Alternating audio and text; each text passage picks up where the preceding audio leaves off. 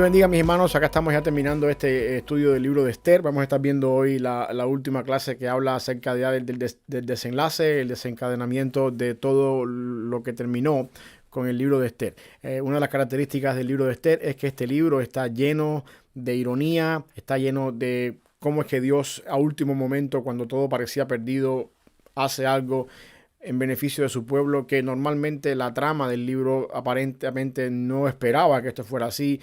Aunque el nombre de Dios no se menciona en el libro de Esther, no cabe duda de que Dios está obrando en todo momento en el libro.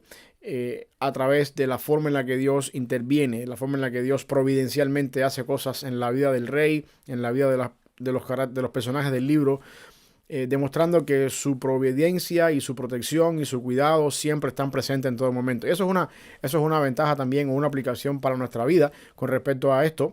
No siempre Dios está aparentemente cerca de nosotros en el sentido de que lo podemos sentir. Hay momentos en los que a veces estamos avanzando en un valle de sombra de muerte en nuestra vida, que nos cuesta trabajo encontrar a Dios en medio nuestro, pero Dios siempre está obrando, independientemente de que no lo podamos ver. Y esto es una de las realidades que podemos encontrar en el libro de Esther. Aún así, cuando Dios no se menciona su nombre en el libro, no hay duda de que en todo momento Dios está obrando. Hasta ahora hemos visto cómo es que Amán, este personaje negativo, está haciendo una trama bien grande para desarticular toda la vida de los judíos en el imperio, cómo es que quiere eliminar todos los judíos. Lleva a cabo todo esto, logra llegar hasta lo más alto del gobierno y se le permite hacer esto, la orden se da. Sin embargo, a última hora, Dios cambia las cosas, Amán cae en desgracia en menos de una noche. Después, en el mismo lugar donde él quería ejecutar a Mardoqueo, es ejecutado él.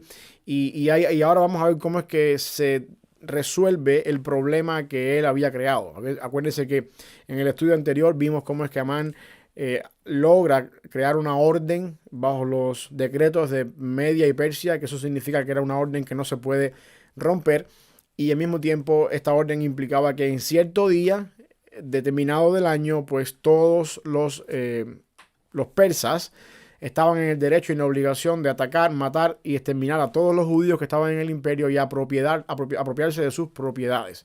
Y esto es lo que él había logrado sellar con el anillo del rey, había logrado mandar este decreto, lo había logrado enviar por medio del correo regular de la época hasta los lugares más recónditos del imperio y en los diferentes idiomas. Acuérdense que en este tiempo había diferentes nacionalidades con diferentes idiomas, todos bajo el mismo sistema del rey persa. Por lo tanto, era necesario que esta comunicación llegara a todos los idiomas para que todo ciudadano del imperio pudiera obedecer este idioma o este decreto. En ese mismo momento, en ese tiempo entre el momento en que el decreto se envía a las provincias y la fecha en la que se tiene que llevar a cabo la ejecución de los judíos, Amán cae en desgracia, es ejecutado, pero esta fecha se iba a acercar pronto y los judíos estaban todavía en peligro. Por lo tanto, lo que estamos viendo acá, lo que quiero que vamos a ver ya hoy es el final del libro que cubre los capítulos 8 al 10, cómo es que Dios, de cierta manera, por la intervención de Mardoqueo y por supuesto por la influencia de Esther, siendo la reina, previene todas estas cosas. Ahí en el capítulo 8, en los versículos del 9 al 17 del libro de Esther, dice ahí lo siguiente: entonces fueron llamados los escribanos del rey en el mes tercero, que es Sivan, a los 23 días de ese mes, y se escribió conforme a todo lo que mandó Mardoqueo a los judíos y a los sátrapas, los capitanes y los príncipes de las provincias que habían desde la India hasta Etiopía. 127 provincias, a cada provincia según su escritura, y a cada pueblo conforme a su lengua, a los judíos también conforme a la escritura y lengua.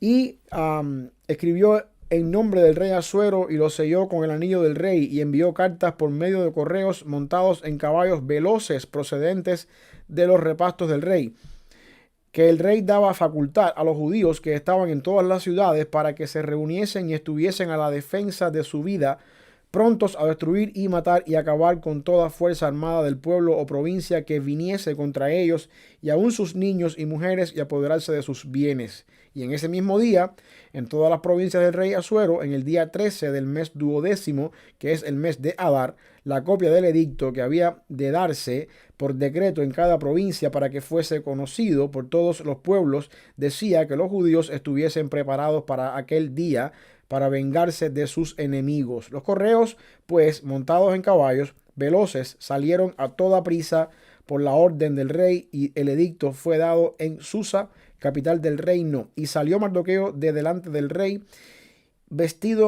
con vestido real de azul y blanco, y una gran corona de oro, y un manto de lino y púrpura. La ciudad de Susa entonces se alegró y regocijó. Y los judíos tuvieron luz y alegría y gozo y honra. Y en cada provincia y en cada ciudad, desde donde llegó el mandamiento del rey, los judíos tuvieron alegría y gozo, banquete y día de placer. Y muchos de entre los pueblos de la tierra se hacían judíos, porque el temor de los judíos había caído sobre ellos. Esto es básicamente la forma en la que Mardoqueo es el instrumento que Dios usa para revertir todo esto. Hace unos capítulos anteriores encontramos a Amán en esta posición de querer ejecutar el pueblo judío, y ahora Dios providencialmente pone a Mardoqueo en esta posición. El mismo hombre que había hecho un decreto de exterminar a los judíos, bajo la misma autoridad de este hombre, ahora Mardoqueo toma su posición, su lugar, su autoridad, el anillo real, y entonces Mardoqueo lleva a cabo una contraorden. Es importante notar que la orden que había hecho Amán de exterminar a todos los judíos no se podía revocar por el simple hecho de que era una orden por las leyes de Media y Persia, como conocemos que esto era irrevocable. Por lo tanto, lo que Mardoqueo hace es envía una contraorden diciendo: cuando ese día llegue determinado en que los judíos van a ser exterminados, se les autoriza a los judíos entonces a defenderse. No podemos eliminar aquella orden que había puesto Amán, porque estaba bajo la ley, pero sí se puede poner una orden que determine o que ordene, valga la redundancia, a los judíos a defenderse en caso de que alguien quiera atacarlos. Esto es algo muy diferente, porque ahora no es que los judíos van a atacar a los persas, ni que los judíos van a levantar una revuelta en el imperio. Sencillamente, si los enemigos de los judíos se desean eliminarlos, hay respaldo real para que ellos puedan defenderse y puedan protegerse y luchar por su libertad. Y esto es lo que Mardoqueo hace. Mardoqueo toma la posición de Amán desde el punto de vista militar. Más adelante vamos a ver cómo termina su historia con respecto a esto. Pero me llama la atención el versículo que estábamos leyendo, el versículo 17 del capítulo 8. Sobre todo la parte final. Dice que muchos de entre los pueblos de la tierra se hacían judíos, porque el temor de los judíos había caído sobre ellos. Eso es un versículo interesante cuando uno lo pone en perspectiva de toda la teología bíblica del Antiguo Testamento, desde el propósito por el cual Dios llamó a Abraham en Génesis 12:3. Antes de que el pueblo de Israel existiera como nación, Dios le dijo a Abraham: te voy a bendecir, voy a hacer de ti una nación grande, y aquí está la parte importante: en tu simiente serán benditas todas las naciones de la tierra. A lo largo de que el pueblo de Israel se va formando como nación, empiezan a llegar a Egipto. 70 personas llegan a Egipto. Empezamos a ver el primer vislumbre del pueblo de Israel siendo de bendición para las demás naciones en José. Cuando José, siendo descendiente de este pueblo, se convierte en el segundo más importante de Egipto, y a través de su sabiduría, a través de lo que Dios le da a él, los dones, la capacidad, salva al mundo entero de una hambruna. Y por supuesto hace de Egipto una potencia mundial en aquel tiempo al concederle tanta riqueza. Empezamos a ver que a través de Israel, siendo José de esta descendencia, Dios bendice el pueblo de Egipto. Y después, eventualmente, cuando este pueblo de Egipto crece, este pueblo crece en Egipto y sale del cautiverio en el Éxodo, encontramos otros vislumbres más, donde el pueblo de Israel se convirtió de bendición para otros pueblos, para otras naciones, para otras personas. El caso de Rahab, la ramera, en Jericó. El caso de Ruth, la moabita, más adelante también. De cierta manera, aquí encontramos un vislumbre también parecido a eso, debido a la forma en la que Dios había obrado hasta este momento en voltear una revuelta o voltear una revolución que iba a acabar con todos los judíos del imperio en menos de una noche. Dios había hecho cambiar todas estas cosas, y ahora la orden real es que los judíos se defienden, que por esas cosas que solamente Dios hace, la reina del imperio es de esta nacionalidad. El temor de Dios cayó sobre las personas que estaban en el imperio, y muchos se hacían judíos. Esto quiere decir que muchos se hacían parte del pueblo judío. Es decir, muchas de estas personas tuvieron que tomar el pacto de la circuncisión, tuvieron que empezar a tomar las costumbres de la ley judía y ser parte del judaísmo. ¿Por qué razón? Porque el temor de Dios cayó sobre ellos, de la forma en la que Dios de alguna manera empezó a obrar a favor del pueblo. Podemos ver entonces cómo es que este temor cae sobre otras personas. Y aquí va una cosa que podemos aplicar a nuestra vida, es esta. Cuando nosotros vivimos como Dios nos manda, como sus hijos, y modelamos una vida cristiana como se espera de nosotros dentro del patrón de lo que Dios demanda de cada uno de nosotros, es muy posible que muchas personas alrededor nuestro que no conocen del Señor quieran también experimentar en sus vidas lo que Dios ha experimentado en nosotros. Eso, poniéndolo en palabras del apóstol Pablo, es lo que se conoce muchas veces como el fruto del Espíritu Santo que mora en nosotros y que da ese fruto: amor, gozo, paz, paciencia, benignidad, bondad, fe, mansedumbre, templanza.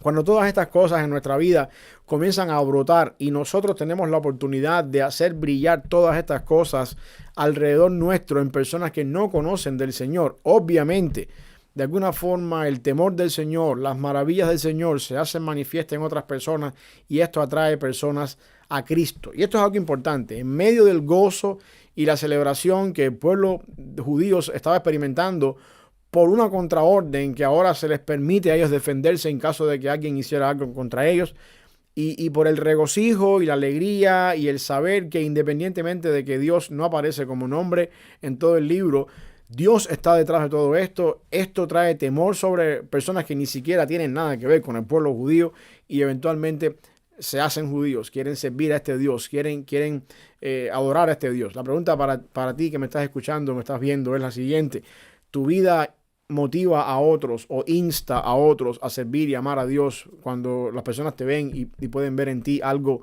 que apunta a Dios y puedan decir, yo quisiera ser como esta persona es, o yo quisiera que mi vida reflejara estas características que esta persona tiene?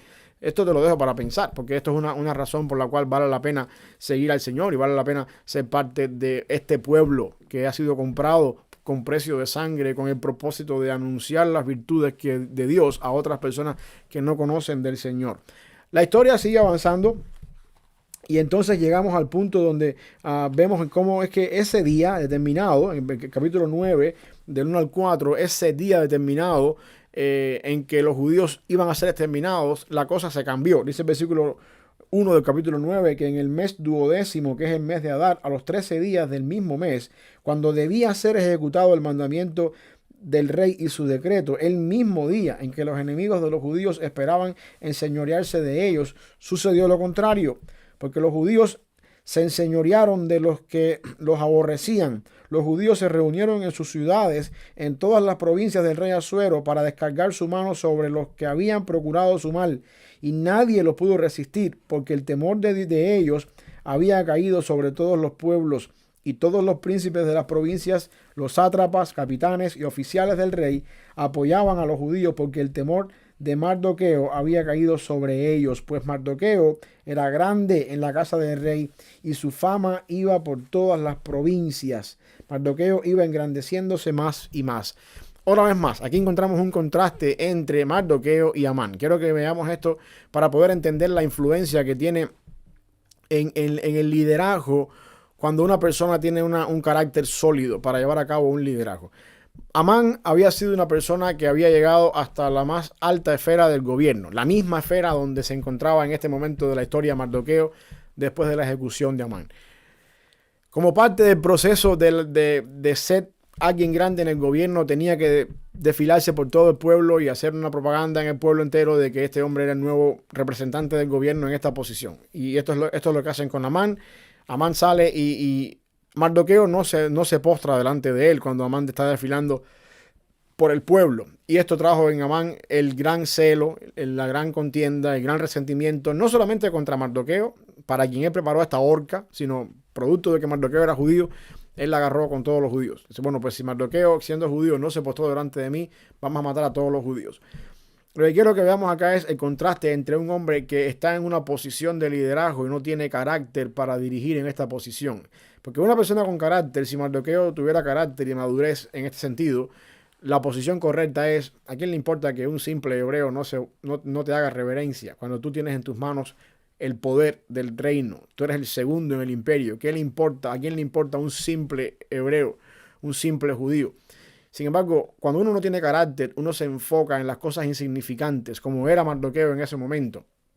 Y Amán, teniendo delante de él tanto poder, tanta responsabilidad, tantas cosas por hacer, su mente, su idea, sus proyectos, su visión se nubló y todo lo que se puso en su mente fue exterminar a los judíos, acabar con Mardoqueo y acabar con el pueblo que Mardoqueo también representa por un capricho de que este hombre no se me postró a mí delante. Sin embargo, aquí vemos un contraste en este sentido cuando ahora Mardoqueo, una vez que Amán es ejecutado, Mardoqueo está tomando la posición de Amán y en este momento ahora Mardoqueo era grande al punto de que los sátrapas y los capitanes, todas estas personas en el imperio, en todas las provincias que estaban por debajo de Amán, en este caso también por debajo de Mardoqueo después, sí tienen un respeto por Mardoqueo.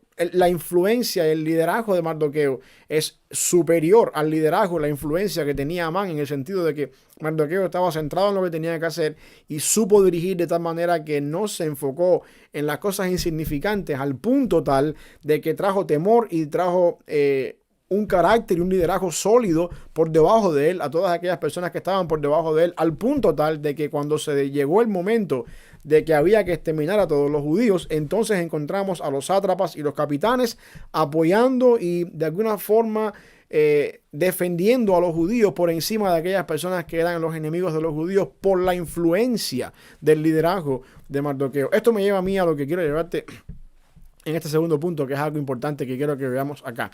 El liderazgo requiere carácter. El liderazgo requiere la responsabilidad de enfocarte en lo que en realidad vale la pena y no estar centrado y enfocado en cosas secundarias o terciarias o cosas que no tienen nada que ver con lo importante, como el caso de Amán. Cuando uno está en una posición de liderazgo, se requiere de que esa persona tenga un carácter para poder dirigir. No carácter en el sentido de ser una persona grosera, de tener un mal carácter, sino una persona que sabe dirigir, que sabe con amor corregir, que sabe hasta dónde vamos, que sabe guiar las cosas hacia dónde van. Porque una de las cosas fundamentales en el ministerio y en el liderazgo, como diría Chuck Swindoll en su libro La esposa de Cristo, es que el fundamento del ministerio es el carácter. Si no hay un carácter sólido, al final del día todo se va a la deriva, todo se derrumba, como el caso de Amán. Amán perdió su posición, perdió su liderazgo, perdió todo su ministerio, si se puede llamar de alguna forma ministerio, lo que él tenía, por culpa de una debilidad en su carácter, en quererse empecinar en que un hombre no se arrodilló delante de él cuando estaba paseando él delante de todo el imperio. Lo contrario lo encontramos entonces acá en Mardoqueo, que con carácter sólido y con visión y con propósito en su ministerio llevó a cabo la defensa de su propio pueblo, incluso delante de personas que estaban en puestos oficiales que no eran ni siquiera judíos, por el simple hecho de la influencia que él tenía. Y esto me lleva a mí al punto de hacer énfasis en esto con respecto al carácter. El carácter es una de las cosas que Dios pule en nuestra vida y prepara en nuestra vida a largo plazo. Uno puede tomar un curso en un seminario, uno puede tomar una asignatura de bíblica y hacer crecer nuestro conocimiento rápido en el sentido de lo que dura un curso o de leerte un libro o de tomar una conferencia. El conocimiento en la vida del ser humano, del cristiano, se desarrolla más rápido que lo que se desarrolla el carácter. El carácter toma tiempo desarrollarlo. Por lo general, Dios hace desarrollar nuestro carácter en momentos de la adversidad. Mira el caso de David, cuando David fue ungido por rey de Israel, era un simple muchacho adolescente ahí con su padre y sus hermanos ese día en que Samuel fue a su casa a buscarlo. Pero sin embargo, David vino a ser rey de Israel, nombrado rey de Israel aproximadamente 13 o 16 años después, porque ese tiempo entre su ungimiento y el momento en que llegó al trono fue un tiempo para desarrollar su carácter, para llevar al punto de formar en él una persona de carácter que pudiera dirigir la nación de Israel. En ese tiempo, en ese lapso de tiempo, ocurre la historia de este hombre que se llamaba Nabal, que su esposa viene a ser después la esposa de David cuando Nabal muere. Si ustedes se acuerdan del momento que estoy hablando, ahí podemos ver un momento en que la esposa de Nabal se adelanta delante del rey David y viene trayéndole la comida y aquellas cosas que David había pedido, porque David estaba dispuesto a matar a Nabal y toda su familia. Y la mujer viene y le dice, mira, no hagas lo que vas a hacer, porque Dios tiene un plan contigo tan grande que si tú haces lo que tú vas a hacer, después vas a manchar tu propio testimonio y vas a llegar al trono con manchas en tu testimonio y en tu vida, y tú no quieres eso. Abigail es la mujer de Nabal, que es la que advierte a David de no cometer una locura.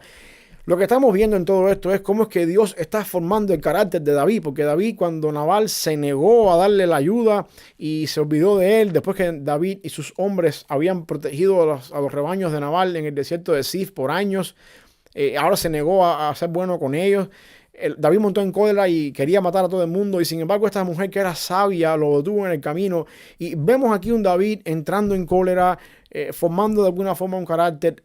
Es importante notar que en ese tiempo en que David fue ungido por Samuel a que llegó a ser rey, si uno puede estudiar la vida de David en ese momento, se va a dar cuenta cómo es que Dios, en cada prueba, en cada persecución de Saúl, en cada momento de la adversidad, Dios estaba formando en él un carácter para llegarlo a ser el gran rey David. Igual pasa con José. José, el niño este que veía sueños, que se creía mejor que sus hermanos, que pensaba que era el preferido de su padre, porque de hecho lo era, pero que todo esto lo llevó a ser un poquito prepotente y arrogante. Tuvo que pasar cierta cantidad de años en lo más bajo de Egipto, en una prisión, en la cárcel, formando en él un carácter, formando en él ciertas características, para que después, cuando sus propios hermanos se pararon delante de él y se postraron delante de él, así mismo como se cumplió en el sueño, él pudiera ser perdonador, él pudiera haber provisto para su familia, él pudiera ser una persona que en vez de devolver odio, devolvió amor. Aun cuando su padre murió y sus hermanos vinieron a interceder delante de él, ahora que nuestro padre se murió, nuestro padre dijo en vida que no nos hagas nada, él empezó a llorar y dijo: ustedes no acaban de perdonar, yo perdoné. El punto es el siguiente: cualquier cosa que Dios va a hacer con nosotros en la vida, Dios tiene grandes planes para nosotros en la vida, pero los planes de Dios llegan a nuestra vida cuando Dios nos ha formado y preparado y le ha dado forma a nuestro carácter para que esos planes sean una bendición en nuestra vida. Cuando nosotros forzamos las cosas en los planes de Dios para hacerlas a nuestra manera, al final del día van a salir mal, porque Dios nos quiere llevar a cierto momento en la vida. El problema es que nos toca a nosotros a veces pasar por el yunque del carácter, donde Dios nos golpea, nos pone en tormentas, en momentos difíciles, para formar en nosotros, para sacar en nosotros un carácter sólido, con el objetivo de que después, una vez tengamos un carácter sólido, podamos llevar a cabo el ministerio que Él nos quiere llevar. Y esto es lo que encontramos con Mardoqueo. Mardoqueo tenía... Cuando uno mira el libro de Mardoqueo, de Esther, hasta este momento, uno puede ver vislumbres en Mardoqueo, una persona que había educado a su prima Esther, al punto de transferir en ella cierta cantidad de educación que la llevó a ser la reina del imperio. Una persona que protegió al rey, una persona que quizás a la hora de no apostrarse delante de Amán vio intenciones en este hombre, o no sabemos, no podemos poner mucho en la Biblia, pero una persona que mostró responsabilidad, mostró un carácter. Una vez que llegó al poder, a esta misma posición que tenía Amán antes de él, supo dirigir el liderazgo de alguna manera. Ese es el punto que yo quiero que tú entiendas. Dios no nos va a dar nada hasta que no nos prepare para eso. Cualquier bendición de Dios que llegue en el momento inapropiado, más que una bendición, es una maldición.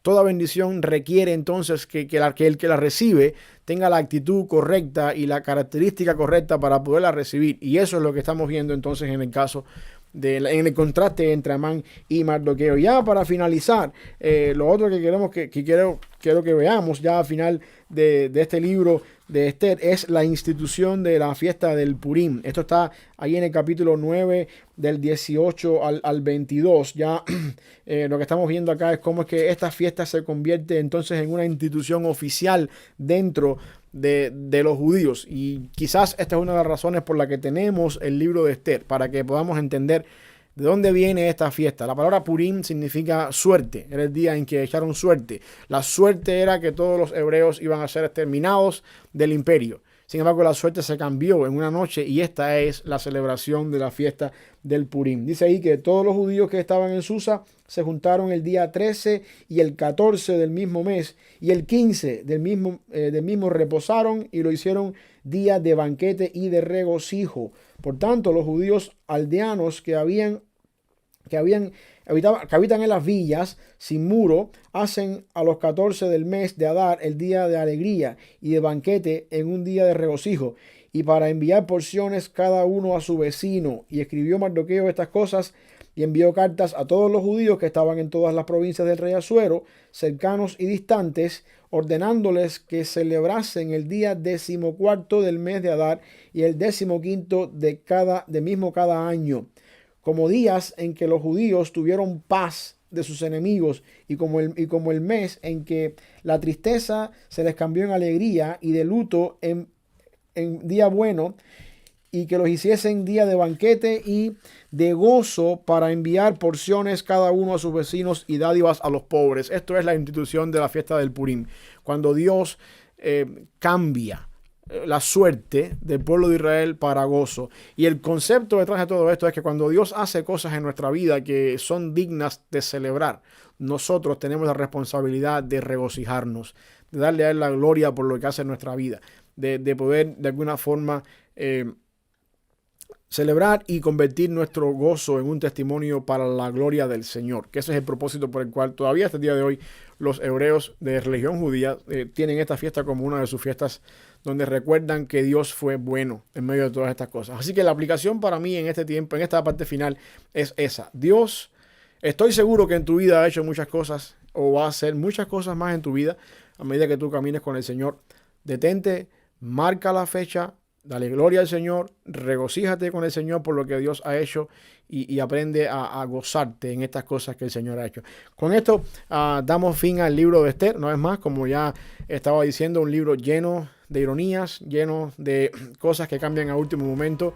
Un libro que no menciona para nada el nombre de Dios, pero que independientemente de eso es imposible que podamos decir Dios no está en el libro en ningún lugar. Dios obrando siempre en el último detalle, en el último momento. Al final del día, volviendo las cosas en su plan soberano para bien. Y esa es la forma en la que Dios obra también en nuestra vida. Que Dios te bendiga. Espero que este tiempo con Esther haya sido una bendición también para tu vida. Así que con esto terminamos. Bendiciones y nos vemos la semana que viene.